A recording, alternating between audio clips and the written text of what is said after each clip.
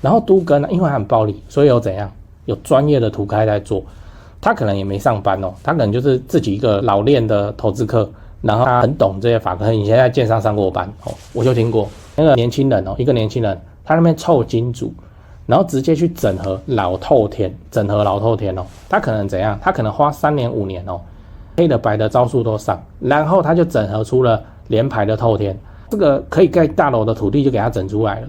，OK。那他怎样卖给建商？建商会买哦，为什么？因为人家帮他整完了啊，自己弄不知道要多久。然后那个年轻人很懂啦，他就会算说哦，这块土地他收多少钱，然后卖给建商多少钱，建商会买的原因在，因为建商他开发出来的利益哦，他们怎么卖他们都知道哦，法规什么都知道，奖励楼就都帮你算完了，可以盖几楼，然后可以卖多少钱，他都帮你算完了，对。然后年轻人啊，就卖给建商，成功出场以后，跟金主分一分，他自己啊花3年还5年我忘记了哦，拿1700多万，这只是他手上一个案子，对啊，人家是专业的呢，完全晓得建商在找怎样的土地，而且卖多少钱，建商会买，就这样都弄好，他还去讲的。你说你一个散户，你是怎么抢得赢这种有金主撑腰的土开？40年的瑕疵老屋竟然还能赚，这样做你不会后悔哦。先说结论，如果是海砂钢筋辐射，那你就抱着等都更就好，不租人就算了啦哦。那政府现在正在推危老都更哦，那只是老中古的话，然后还加上了这种钢筋辐射海砂的 debuff 哦，那就是抱着等都更就对了，或是你整理之后卖给下一个要等都更的人都可以。我是买房阿元，订阅买房阿元，我先祝你老了有房也有钱。我们上一支影片聊了买高雄夜市旁边好不好？如果你还没看的话，可以看一下。我还讲了很多夜市吃的。那今天我来跟你讨论有瑕疵的房子应该怎么处理。这是一样是聊一个会员来问我的问题，我觉得这个案子算特殊，所以来分享一下这样。就一个会员他手上有一间超过40年的老公寓在台北。然后现在刚满5年，租客退租，所以他就考虑要卖，就卡2个点哦。第一个，房子的氯离子过高，但没有列管在海砂屋的名册里面哦，那就这一个情况啊。第二个，屋龄超过40年，然后他就想说再整理来卖，会不会也拉不开价格哦，然后就卖不好这样。好，那我现在讲海砂屋的部分哦。如果这个会员他手上的房子确定是海砂屋的话，我的建议是不要卖哦，不要卖，因为海砂屋必定都更它不受那个什么几趴的所有权人要同意的限制，反正就是不用到100%。你是海砂，你这个如果不给它都更下去的话，后来市民住一住，然后发生问题，然后摔下来或者怎么样，或地震小摇，大家都没事，就你那个倒了，那市政府你看要拔很多关的，就因为什么罔顾市民性命安全什么有没的那这个海砂就是有这样子的一个效果存在。然后你看这个这内容很多我都不念了，你看有画红线的地方就好。针对海砂屋重建机制新增公办都更方式，就是你是海砂屋的话，愿意都更，政府来帮你，不一定是建商来帮你就是政府来帮你，都要保障市民的生命财产，所以你就可以有机会把手上的海砂屋突然有一天就升级了，背后爆出一道光柱，然后就升级成新房子这样。那如果你不确定这间房子是不是海砂屋的话，可以去问各地的建筑管理工程处那他们会帮忙协助鉴定。再来你要知道超过40年的房子好卖吗然后我们再来讲这个会员担心的第二点，超过40年以上的房子好不好脱手？我的看法是这样如果这间房子是在我的手上，我可能是不会卖掉的。第一，直接卖掉不好卖嘛因为买家接手以后再放下50年呢，那会买的人就会变得非常的稀少。会买的人他大概也是等都更边收租的目的而已。第二个是你就不如自己来等这个都更，因为房子在台北所以我是觉得等到都更的几率，他给我地址，然后我看了一下，确实是在捷运的400公尺范围之内，所以他等到都更的几率是高的，没有错。等到了会怎样？等到就暴富一夜暴富然后就财富自由了。所以我会说可以搏搏看。当然，如果以后同样的房子在什么丰港在什么纳马夏的每次都讲纳马夏，会不会到时候就不让我进入纳马夏了？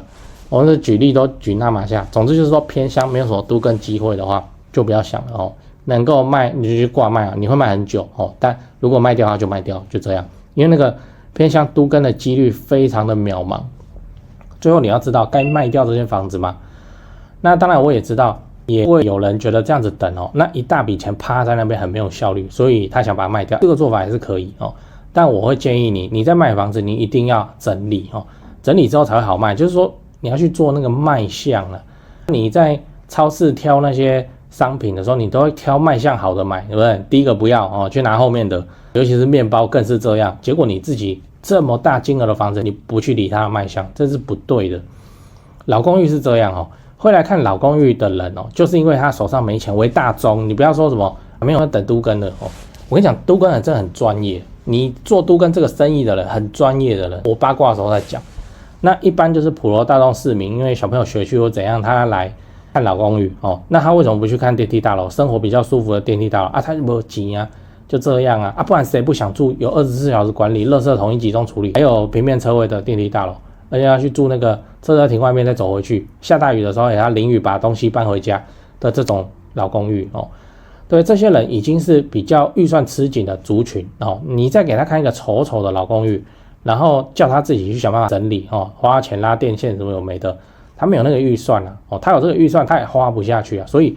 你不如就是把老公寓整理到位，然后把钱加进去你要卖的总价里面，让他一笔房贷一起带下来，这样子哦。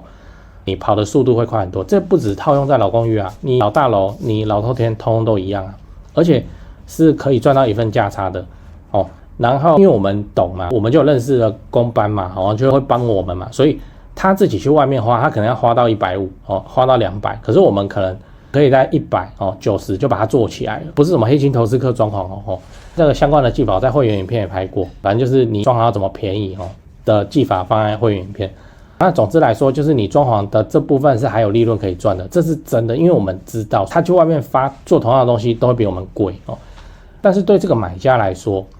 他是少拿钱哦。就像我刚刚说的，你房价加70万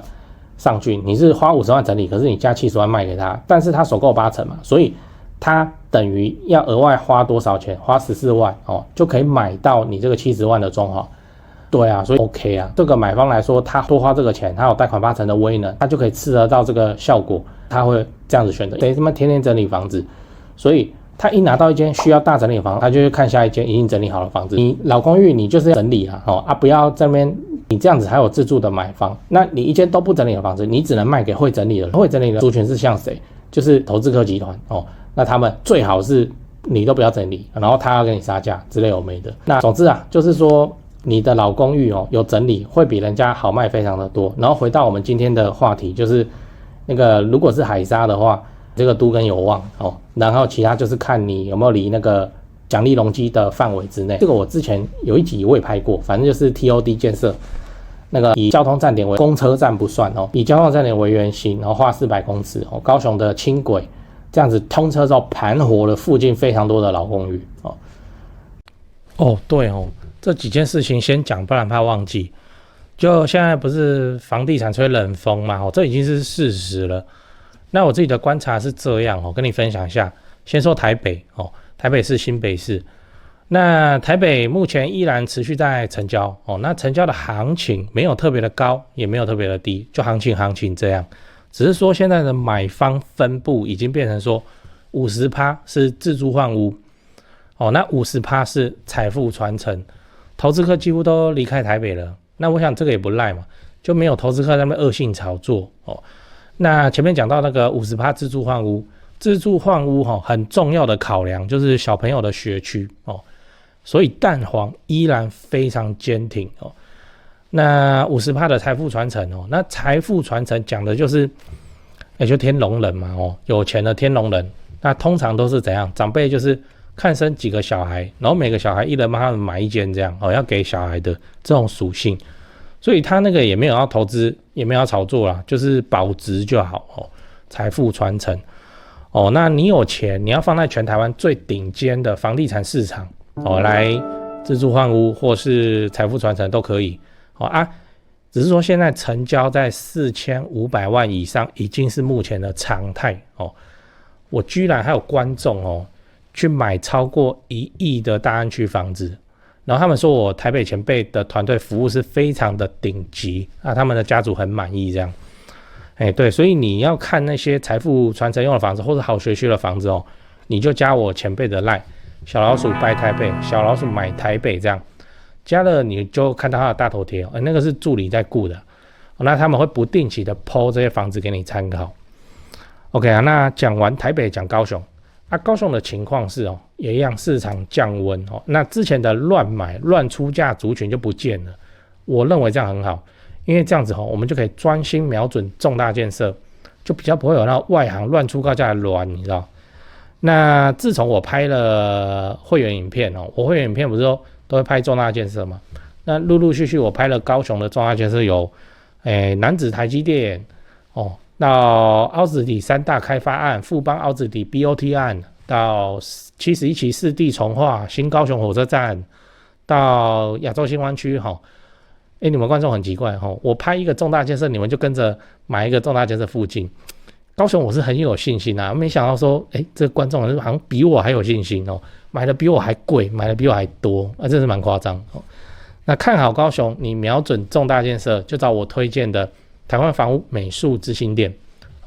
那在高雄你要卖还是要买那你就给他们一条龙就好了，就跟我一样，我过去10几年都是他们处理的，这是真的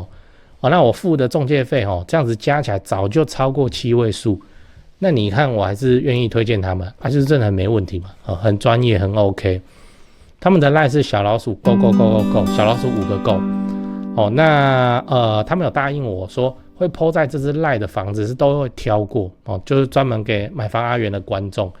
那这些房子都怎样？都适合自产，也都在重大建设旁边，你可以加那个 LINE 来看看高雄没有台北那么贵祝你自产顺利，来高雄玩得开心。赞赞。讲八卦，就是说都更这件事情骗局真的很多骗局真的很多，因为都更它背后代表是暴利啦。那我现在依然认为，就2种人适合去专门就是去做都更第一种是你钱够多的年轻人你钱真的很多。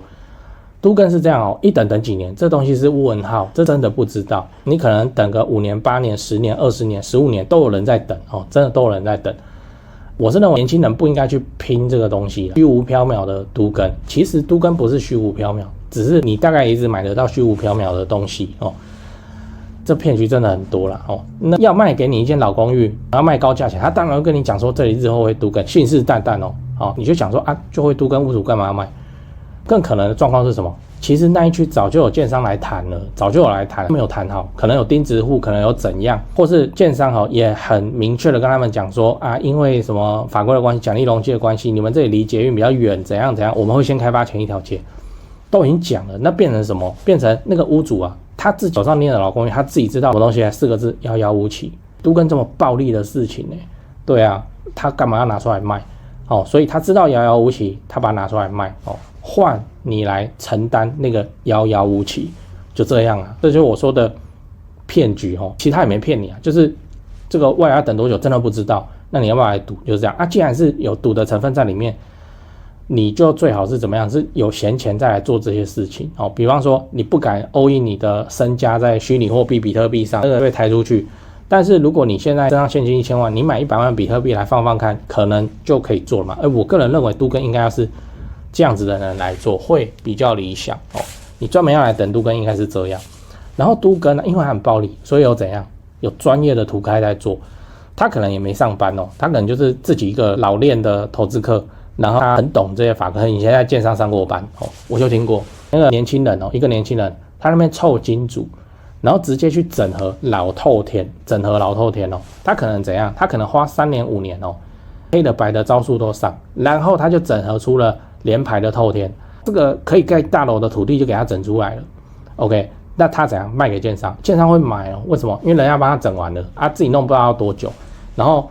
那个年轻人很懂他就会算说这块土地他收多少钱，然后卖给建商多少钱，建商会买的原因在，因为建商他开发出来的利益他们怎么卖他们都知道法规什么都知道，奖励容积都帮你算完了，可以盖几楼，然后可以卖多少钱，他都帮你算完了，对。然后年轻人就卖给建商，成功出厂以后跟金主分一分，他自己花3年还5年我忘记了拿1700多万，这只是他手上一个案子，对人家是专业的完全晓得建商在找怎样的土地，而且卖多少钱建商会买，就这样都弄好，他还去讲的。你说你一个散户，你是怎么抢得赢这种有金主撑腰的土开？对啊，这不用很多钱啊。我们以台北来说，你要找易来易去的金主，这没有很难啊，很多人都有啊。你说你要开公司，你要做创业，金主滚一边去。但是你说，我们来搞都更，你把那个计划讲给你是房地产那这样可以，金主都敢投。但你收一个可以盖大楼的土地的老旧公寓，公寓难度真的很大，然后透天难度比较低。高雄都有成功的案例，真的高雄它新盖也不是大楼，它新盖是新盖也是联排透天，就比较好的透天这样。卖给建商这件事情背后有金主撑，以高雄来说，你可能金主凑一凑2亿多就好了呢，就可以去做了呢，就可以去收了呢。那些透天没有很贵啊。你台北市的话，可能金主凑一凑5、6亿，那就可以整得出一个可以盖华夏的土地。如果是公寓，它都有办法谈，因为那个利益很大嘛。你一个散户，你就跟人家搅局这个，对，为什么觉得你会赢？我还是认为我们年轻人好手好脚要先做什么？做重大建设旁边的中古屋就好了啦，不用去等那个虚无缥缈的都更你就做那个有明确落成时间的重大建设虽然都会延比方说淡江大桥林老师那弄到明年说都要通车了，好，它总是有一个明确的时间嘛然后你去蹭这个东西，会比你去等一个虚无缥缈的都更还要理想，除非你闲钱很多，你多到你趴3000、5000万在那个等都更的老公，你不会怎样的时候，此时都更才会跟你有关。你又不是专业图看，你真的抢不赢的啦，真的啦。